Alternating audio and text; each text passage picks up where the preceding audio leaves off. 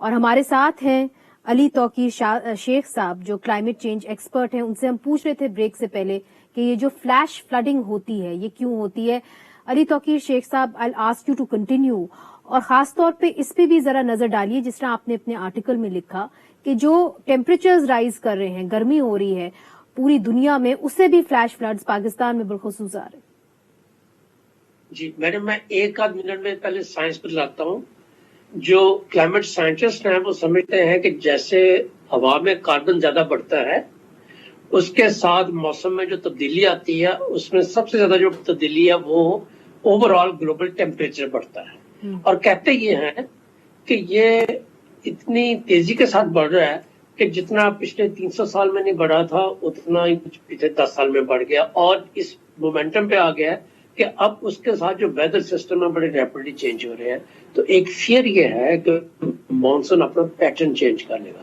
Pattern change کرنے کا مطلب یہ ہو سکتا ہے کہ اس کی سائیکل ڈسٹرپٹ ہو جائے, وقت سے پہلے بارش کر دے, وقت کے بعد بارش کرے, کسی ایسی جگہ جہاں پہ مانسون نہیں ہوتا تھا مانسون کے کلاؤڈز وہاں جانے شروع ہو جائیں جیسے اب بلوچستان گئے ہیں, یا ٹورینشل رینز ہونے شروع ہو جائیں. ٹورینشل رین کا مطلب ہے کہ ہیوی ڈاؤن پور تھوڑے سے وقت میں بہت زیادہ بارش, جیسے کراچی میں ہوئی تھی, جیسے کوئٹہ میں ہوئی ہے.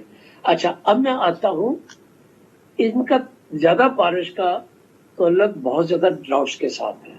جب ڈراؤٹ اور ایک حساب سے ڈراؤٹس کے ساتھ ٹورینشل رینز آتی ہیں, اور ٹورینشل رینز بعض دفعہ نہیں علی صاحب دیکھیے ایک چیز تھوڑی سی کلیئر کریے, چونکہ ایک کلاڈیا ویب ہیں برٹش ایم پی, انہوں نے لکھا کہ Pakistan is responsible for 1% of global emissions. It's completely wrong that it has to bear the brunt of climate change.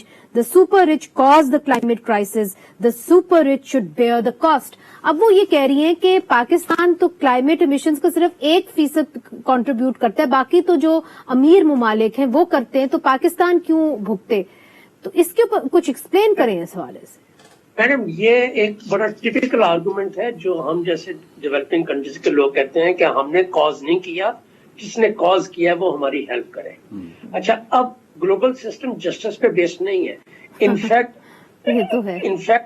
ہاں, اگر ہم نے ایتھکس کے مطابق چلنا ہو تو جو پرانی ڈیولپڈ اکانومیز ہیں ان کو دینا چاہیے. اگر ہم نے پریزنٹ سچویشن کے مطابق چاہیے تو ہندوستان یا چائنا جن کے بہت تیزی کے ساتھ بڑھے ان کو بھی کنٹریبیوٹ کرنا چاہیے.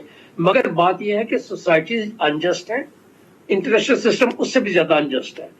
ہم یہ بھول جائیں کہ ہمیں کوئی 10-20 بلین ڈالر اس چیز کے لیے دے دے گا. اچھا, کوئی یہ ہم اپنے آپ کو ایک حساب سے بیوقوف بنانے والی بات کر رہے ہیں. ایسا پرومس ایک دوسرے کو, ایسا ہم روزی پکچر کھینچ جو ریالٹی نہیں ہے. یہ بالکل ایسے ہی ہے جیسے الخدمت کے لوگ کہیں کہ جی لوگوں نے الیکشن پہ 1 کروڑ روپے لگانا تو 50 کروڑ ادھر کیوں نہیں دیتے. وہ نہیں دیں گے, وہ نہیں دیں گے. مخیر حضرات جو ہیں وہ اور قسم کے ہیں, جو اس سے ڈیزاسٹر سے فائدہ اٹھانے والے لوگ ہوتے ہیں وہ اور قسم کے ہوتے ہیں. جو امپورٹنٹ چیز ہے سر, اگر آپ کنکلوڈ کریں اپنی آرگیومنٹ, چونکہ ہمارا وقت بالکل ختم ہو رہا ہے. جی, کلائمیٹ جسٹس ہونا چاہیے سوسائٹی کے اندر, پھر آپ ایکسپیکٹ کر سکتے ہیں گلوبل ہو سکے. ہماری سوسائٹی کے اندر کلائمیٹ جسٹس نہیں ہے. جب تک وہ ایک جسٹ ٹرانزیشن کا ہم ایک ڈیولپمنٹ ماڈل فالو نہیں کرتے ہمارے لوگ ولنریبل رہیں گے.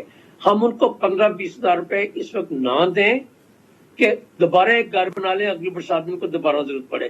ہم ان کو ایک ڈیولپمنٹ ماڈل ایسا دیں کہ ان کے گھر مضبوط ہوں, پانی کے راستے میں نہ ہوں, ملک کا انفراسٹرکچر ریزیلینٹ ہو.